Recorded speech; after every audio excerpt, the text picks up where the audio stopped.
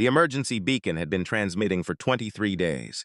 It pulsed through abandoned trade routes, crossed silent nebulae, and echoed across sectors that once bustled with merchant convoys.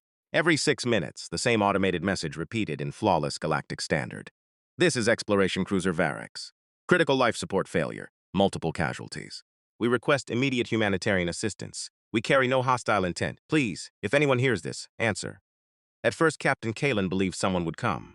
The Varex belonged to the Asturian Commonwealth, a respected civilization that had spent centuries building alliances instead of armies. Their people had mapped unknown systems, brokered peace between rival worlds, and rescued countless civilian vessels during disasters. Kalen had personally escorted relief missions into war zones where others refused to travel. He had spent his entire career believing that compassion created obligations. Now he sat in the freezing command deck, staring at silent communications panels that had become monuments to that belief's collapse. The bridge lights had dimmed days ago. Power was too precious to waste. Only pale emergency strips glowed beneath the floor, casting long shadows across exhausted officers whose uniforms had become stained with grease, dried blood, and weeks of fatigue. Commander Saris approached quietly. No replies? Kalen didn't look away from the receiver. 27 governments acknowledged receiving the signal, and they changed course. Silence answered them. Nobody cursed anymore. There wasn't enough strength left for anger. Outside the damaged cruiser, endless darkness stretched in every direction. Their engines had been crippled after an encounter with the Dominion fleet, an expansionist empire that demanded tribute from every independent civilization crossing its territory. The Varex had refused. The Dominion destroyed the engines and left them drifting. Not because they considered the cruiser dangerous, because they wanted everyone else to witness what happened to those who rejected imperial authority. Inside the medical bay, Dr. Neris worked beneath failing lights. Her hands trembled as she secured another oxygen line to a child barely old enough to understand fear. The girl's breathing had become shallow. The oxygen filters were losing efficiency. "We're almost out," whispered one of the nurses. "I know. We've used every reserve. I know. What do we tell the families?" Dr. Neris closed her eyes. "We tell them the truth." The nurse couldn't answer. There was no version of the truth gentle enough anymore. Throughout the ship, hunger had become another crew member. Ration packs disappeared weeks earlier. Water recyclers barely functioned. Engineers dismantled furniture to salvage wiring for life support systems. Scientists repaired oxygen processors with surgical instruments because proper tools no longer existed. Nobody slept more than an hour. Every alarm sounded like another funeral. Captain Kalen walked through every deck each day. Not because inspections mattered, because people needed to see their captain still standing. Children smiled weakly when he passed. Parents pretended everything would be all right. Everyone lied to each other. Everyone appreciated the effort. In Cargo Bay 3, dozens of civilians gathered around portable heaters that barely produced warmth. A young boy looked toward Kalen. "Captain? Yes? My father says rescue fleets always come." Kalen knelt despite aching knees. "They're supposed to. Then why hasn't ours?" The captain searched for words. None came. Instead, he rested one hand on the child's shoulder. "I'm still listening," the boy nodded. "So am I." Nearly 30,000 light-years away, Earth rotated beneath thick clouds. Violent oceans slammed against continents carved by earthquakes, volcanoes, hurricanes, floods, and ice. Galactic archives classified it with a crimson warning, death wow. Environmental hazard rating, extreme. Native predator index, evolutionary pressure, unsurvivable. Recommended contact, avoid. Most civilizations believed no intelligent species should have evolved there. Yet humanity had, not by conquering nature, by surviving it. Hidden beneath granite mountains in northern Canada, Listening Station Atlas never appeared on civilian maps. No polished halls, no ceremonial uniforms. Only reinforced steel corridors, humming servers, and operators working 12-hour shifts beneath concrete that had survived nuclear testing. Senior Signal Officer Daniel Hayes rubbed tired eyes while reviewing another batch of deep space noise. Static, radiation, collapsed pulsars, background interference. Then, a repeating pattern. He froze. "Run that again." The computer replayed the transmission. "Critical life support failure." Daniel leaned forward. "Filter distortion." The words became clearer. "Please, answer." Every conversation inside the operations room stopped. His supervisor walked over. "What have you got?" "I think." He swallowed. "I think someone is dying." Within minutes, encrypted files traveled through military satellites toward Earth Security Command. General Rebecca Holt listened twice before speaking. "Overtace, already confirmed. Trap, no encrypted malware. Pirates, no weapon signatures, probably. 98% genuine distress." The room became quiet. Humanity had remained politically isolated since discovering faster-than-light travel. The galaxy feared Deathworlders. Many human leaders preferred keeping it that way. An emergency meeting convened beneath the United Earth Assembly. Representatives argued for hours. They ignored us for decades. They've sanctioned our colonies. They call us monsters. This could be an ambush. It's 30,000 light years. We don't even know who they are. Finally, someone looked toward Admiral Marcus Hale. He hadn't spoken once. Scars crossed his weathered face. His left arm had been replaced after the Europa conflict. He stood slowly. When I was 19, every voice disappeared. My rescue shuttle crashed during the Titan Storm campaign. Nobody interrupted. I spent 6 days waiting. His voice remained calm. I remember hearing rescue beacons that never came. He looked around the chamber. I remember promising myself something. What? If anyone ever called for help. His eyes hardened. They would never wait alone. Silence spread through the assembly. Marcus placed both hands on the conference table. I don't care whether they fear us. I don't care whether they've insulted us. I don't care whether we'll receive thanks. They asked. We answered. One representative frowned. And if it's a trap? Marcus nodded once. Then we'll survive the trap, another spoke. If hostile fleets appear, we'll protect civilians. Even alien civilians. The Admiral looked almost offended, especially alien civilians. The vote lasted less than a minute. Authorization approved. Operation Long Reach began immediately. Across Earth's orbital shipyards, giant construction docks erupted into motion. Massive industrial warships detached from magnetic cradles. These weren't elegant vessels. They looked built by miners instead of artists. Thick armored plates, reinforced hull ribs, towering engine blocks, external repair cranes, heavy shielding wrapped around every vital compartment. Every design choice valued endurance over beauty. Dock workers sprinted beneath floodlights.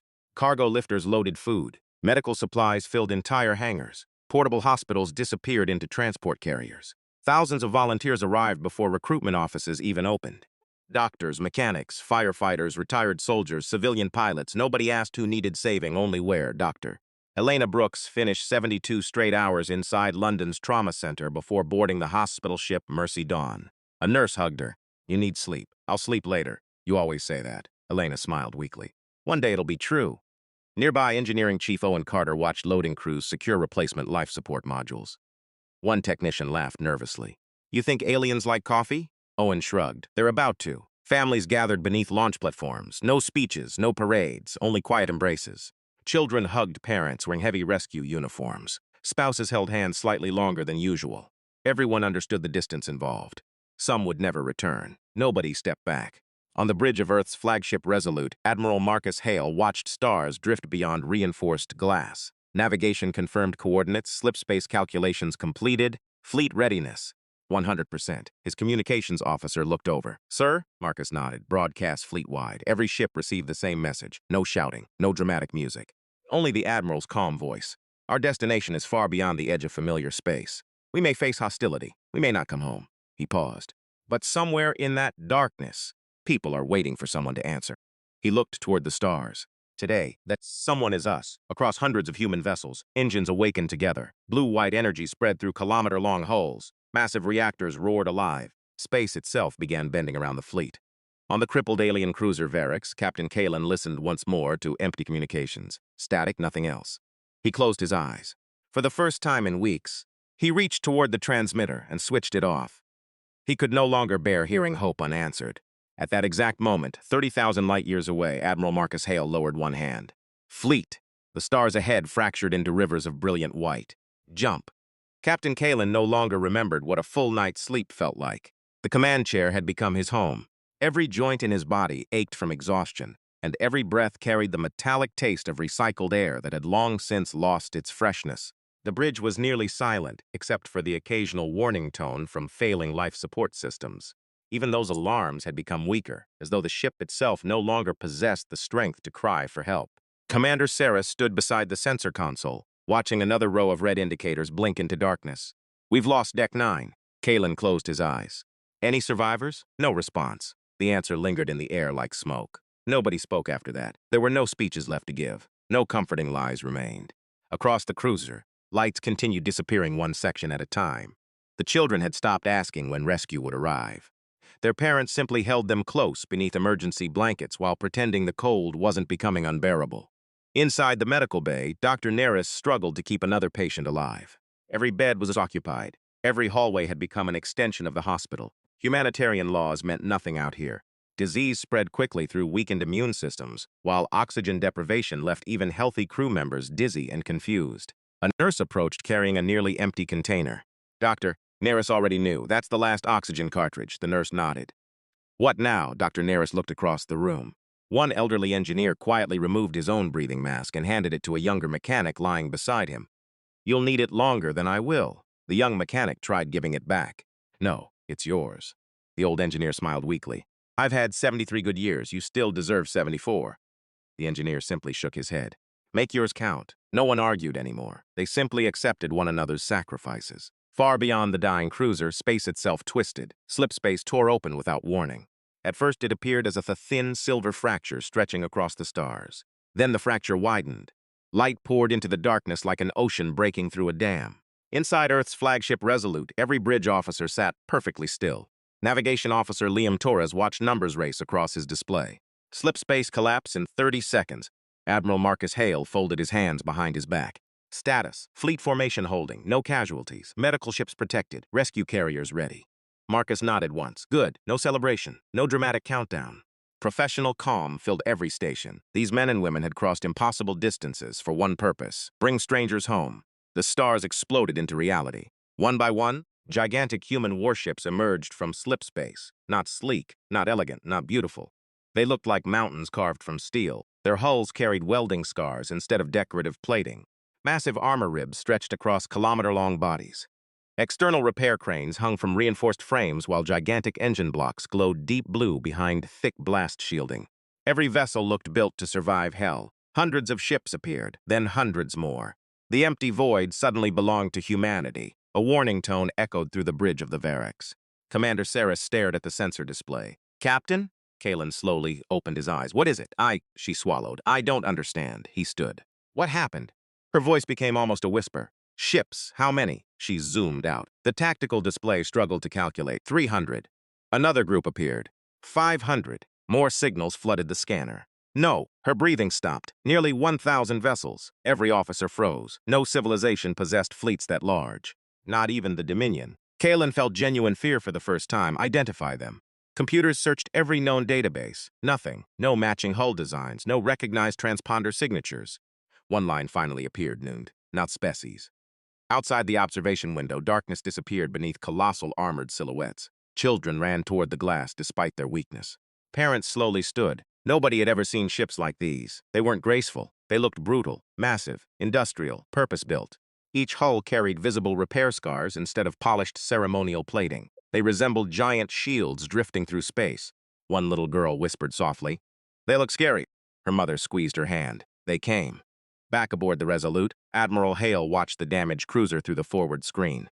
Silence filled the bridge. Nobody expected conditions to be this catastrophic. Life support, 7%. Internal atmosphere, critical. Reactor stability failing. Civilian life signs, thousands.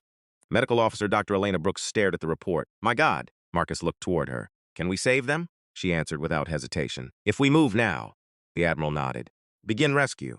Instantly, dozens of human ships surged forward. Not warships, hospital carriers, engineering tenders, heavy logistics transports. Entire docking sections unfolded from their armored hulls. Thousands of rescue craft launched simultaneously. The operation had begun. The first shuttle touched the damaged alien cruiser with remarkable precision. Captain Kalen stood inside the docking corridor, surrounded by armed security personnel. None of them truly believed weapons would matter against a fleet that size. The outer hatch slowly unlocked. Metal groaned. Steam escaped. Then, heavy footsteps echoed down the corridor. Boom, boom, boom. The silhouettes appeared through the fog. Tall, broad-shouldered, covered in thick environmental rescue armor scratched from years of service. Every movement felt deliberate. The first figure removed his helmet. Dark hair, weathered face, gray eyes filled with exhaustion rather than hostility. He stepped forward. My name is Commander Marcus Hale. His voice was calm. We received your distress signal. Kalen stared silently. Marcus extended one hand. We're here to take you home. Nobody moved. The alien captain looked at the offered hand as though it belonged to another universe. Finally, he accepted it. His fingers trembled. So, Kalen whispered. Someone answered. Marcus nodded. We're sorry it took this long. Those simple words shattered whatever strength Kalen had left. For weeks he had remained composed. Now tears rolled freely down his face. His voice cracked. I thought everyone had forgotten us. Marcus gently squeezed his shoulder. Not everyone. The rescue became organized chaos. Human engineers sprinted through dark corridors carrying portable reactors larger than themselves. Heavy boots thundered across metal floors. Power cables stretched from human ships directly into the dying cruiser. Emergency lights slowly returned one deck after another. Ventilation restarted. Heating systems awakened. Fresh air rushed through silent hallways. Children laughed for the first time in weeks. Inside the medical bay, Dr. Elena Brooks immediately took command beside Dr. Neris. Blood oxygen, 34%. Get him stabilized. Where are your surgical units? They stopped working. Not anymore. Human medics never stopped moving. They carried exhausted patients instead of waiting for stretchers. Some hadn't slept since leaving Earth. Nobody cared. One young medic collapsed from exhaustion while finishing an IV line. Another quietly stepped over him and continued treating patients until both eventually fell asleep, sitting against a wall. Dr. Neris watched them in disbelief. When do your people rest? Elena barely looked up. After everyone else. Meanwhile, human cooks established emergency kitchens inside the cargo bays. Steam filled the corridors. The smell of warm food spread throughout the ship. Alien civilians cautiously accepted bowls from smiling volunteers. One elderly woman stared at the meal. You made this for us? A human cook grinned. Couldn't let anybody stay hungry. She tasted it. Warm tears filled her eyes. She hadn't eaten real food in 23 days. For the first time since the disaster began, hope returned. Alien children laughed while human engineers repaired damaged gravity systems. Doctors from two civilizations worked side by side despite barely understanding each other's language. A frightened little boy quietly walked toward a towering human marine. The soldier looked almost terrifying inside powered armor. The child offered him a small carved wooden animal. The marine carefully accepted it. Is this for me? The boy nodded. So you remember me? The soldier smiled. I won't forget. Hours later, Captain Kalen stood beside Marcus aboard the observation deck. Beyond the reinforced glass, hundreds of human ships surrounded the Varix like an enormous steel fortress. Kalen finally asked the question that had haunted him. The galaxy calls your people Deathworlders. Marcus nodded. They do. They say you're the most dangerous species ever discovered. Marcus looked toward the stars. They're half right, Kalen frowned. What does that mean? The human commander answered quietly. We are dangerous. His reflection stared back from the glass. But only to those who prey on the helpless. Before Kalen could respond, the bridge lights suddenly turned crimson. A piercing alarm echoed across every human vessel. Tactical alerts. Tactical alerts. Communications officer Sarah Chen looked up sharply. Admiral, Marcus turned. Report. Slip space ruptures detected. Multiple. The tactical display exploded with red icons. 1, 5, 40. More continued appearing. Commander Torres inhaled sharply. It's the Dominion fleet. Outside the windows, enormous black dreadnoughts emerged from slipspace. Their weapons powered immediately.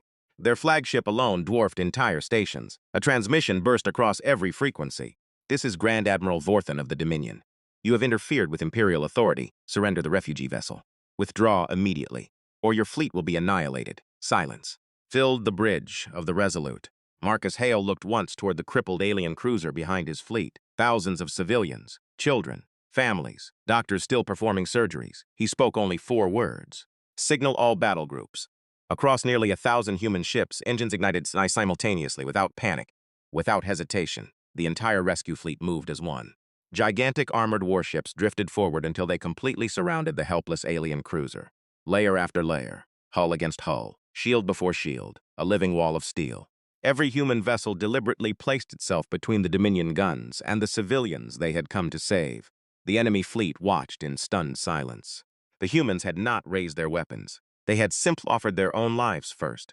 The bridge of the Resolute fell silent as the Dominion Armada completed its formation. Hundreds of black warships drifted into attack positions, their hulls covered with heavy plasma batteries capable of reducing cities to molten glass. Energy surged along their spinal cannons until space itself shimmered around the charging weapons. Every tactical display aboard the human fleet turned crimson. No one panicked. Helmets were secured. Harnesses clicked into place. Damage control teams moved toward reinforced compartments without being ordered.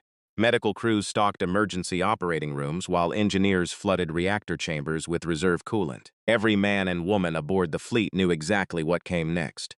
Not because they expected victory, because they had rehearsed sacrifice. A transmission filled every ship.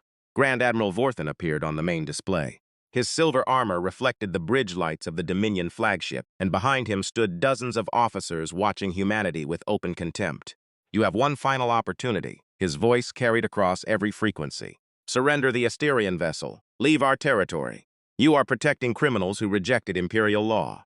Admiral Marcus Hale stood with both hands resting behind his back. His face remained calm. No, Vorthen narrowed his eyes. You misunderstand your position. Marcus shook his head. No, we understand it perfectly. The Dominion commander leaned closer. You would risk the destruction of an entire fleet. For strangers? Marcus answered without hesitation. They stopped being strangers the moment they asked for help. Inside the barracks, Captain Kalen listened in stunned silence. Every survivor had gathered around communication screens. Children still connected to oxygen lines watched towering human warships position themselves closer together until not a single opening remained. Commander Saris whispered quietly. They're making themselves targets. Kalen nodded. I know. They'll die first. I know. Neither officer understood it. The Dominion certainly didn't. Human engineers continued repairing the crippled cruiser despite enemy weapons charging outside. Chief Engineer Owen Carter climbed inside a burning reactor conduit carrying replacement couplings over one shoulder. A young technician grabbed his arm. Sir, battle stations have been called. Owen kept walking. So if they fire, they'll fire. We should evacuate. Owen smiled without slowing down. And leave these people without power? The technician looked toward the ceiling as another alarm echoed through the ship. We may not survive. Owen tightened another bolt. Then let's make sure they do. Inside the medical bay, Dr. Elena Brooks stitched another wound while the entire room vibrated from nearby engine output. A frightened alien nurse looked toward her. Your fleet could leave. It could. Why isn't it? Elena gently adjusted a child's breathing mask. Because nobody deserves to die wondering if they're worth saving. The nurse quietly wiped tears from her face before returning to work. Outside, the human fleet did something the Dominion had never witnessed. Instead of aiming every weapon forward, entire sections rotated sideways. Gigantic armored hulls overlapped one another. Shield generators synchronized. Heavy rescue ships moved into the center. Hospital vessels disappeared behind layers of reinforced battleships. Supply carriers locked themselves directly against the damaged Varex, physically attaching their hulls to prevent debris from reaching civilian compartments. Thousands of smaller escort craft filled every remaining gap. From above, the formation resembled one enormous shield. Not a spear, a shield. Grand Admiral Vorthen stared at the tactical display. His chief strategist frowned. They're exposing their command ships. They're reducing offensive capability. They're prioritizing civilian protection over combat. Another officer looked confused. That's tactically unsound. Vorthen slowly stood. No. His eyes remained fixed upon the human form. It's something else. Marcus activated one final transmission. His face appeared on every Dominion bridge. We know your weapons can destroy us. We know your fleet outguns ours. He paused only briefly. But understand this. If you fire upon those civilians, every human ship here will place itself between your guns and theirs. We did not cross 30,000 light years to abandon them at the finish line. Silence answered him. Not one human captain questioned the order. Not one requested permission to retreat. Across nearly 1,000 vessels, thousands of confirmation lights illuminated simultaneously. Ready, ready, ready, ready. Every captain had accepted the possibility of death. The Dominion fleet hesitated. Not because humanity possessed stronger weapons, because no military doctrine explained what they were seeing. Empires understood fear, mercenaries understood profit, conquerors understood domination. But an entire civilization willing to die protecting complete strangers, that calculation did not exist. Vorthen quietly asked. Background reports. An intelligence officer answered immediately. Humanity has responded to over 400 distress calls during the last decade, even from hostile governments. They have repeatedly entered active war zones to evacuate civilians. They have never demanded territory afterward. Another officer looked shocked. They gained nothing. The intelligence officer nodded. Correct. For several long minutes, nobody moved. The stars remained perfectly still. Thousands of weapons remained locked. One nervous Dominion gunner whispered, Sir, my firing solution is complete. Vorthen didn't answer. His eyes never left the human formation. He imagined the first volley. The hospital ships burning, children dying, human crews refusing to move. Then, he imagined what kind of species would willingly endure that. Slowly, almost reluctantly, he lowered one hand. Stand down. The bridge became silent. One officer looked horrified. Vorthen spoke quietly. There are civilizations you conquer. There are civilizations you negotiate with. His eyes remained fixed on Earth's fleet. And then, there are civilizations you never create as enemies. The order spread across the Dominion Armada. Weapons powered down. Target locks vanished. Moments later, the black warships turned away. One after another, they entered slipspace. Without firing a single shot, nobody aboard the human fleet celebrated. Bridge crews simply returned to work. Medical teams continued surgeries. Repair crews resumed welding damaged systems. Meals continued being served. To them, the mission had never been defeating an empire. It had always been saving lives. Marcus finally allowed himself one slow breath. Communications officer Sarah Chen smiled. They're gone. Marcus nodded. Good. Should we pursue? He looked almost surprised by the question. No. We've got people waiting to go home. Weeks later, the combined convoy entered the Asturian system. News had spread faster than light. Every moon, every orbital station, every civilian transport crowded the approach lanes. Millions waited in silence. When the battered Variks finally emerged from slipspace, the entire homeworld stopped. Parents searched passenger lists. Children looked toward enormous viewing screens. Then docking records confirmed it. Survivors, thousands of them. Alive, the first hatch opened. Captain Kalen stepped onto Astarian soil. His wife ran before security barriers could stop her. Neither spoke. They simply collapsed into one another's arms. All around them, families reunited. Parents found children. Children found grandparents. Friends embraced friends they had already mourned. The sounds echoing across the landing fields weren't speeches. They were tears. Human crews quietly watched from their own ships. Many wiped away their own eyes. Dr. Elena smiled as one rescued child ran back toward her. He hugged her tightly. You came. She knelt. We promised. Days later, the Galactic Council convened an emergency broadcast. Every known civilization connected. Many expected accusations. Instead, Captain Kalen stepped before the cameras. He looked older than when his journey began. But his voice never wavered. When our engines failed, the galaxy heard us. When our Galactic children heard us, when we begged for mercy, the galaxy looked away. He paused. One world didn't. The image behind him changed. It showed hundreds of battered human ships surrounding the dying Variks. They were called Deathworlders. They were described as monsters. They crossed impossible distances. They gave us food before feeding themselves. They repaired our ship while enemy weapons targeted them. They offered their own lives before asking for our names. The chamber remained utterly silent. Kalen looked directly into every camera. The greatest weapon humanity possesses is not its fleet. It is the simple belief that no life is too distant and no stranger is beyond saving.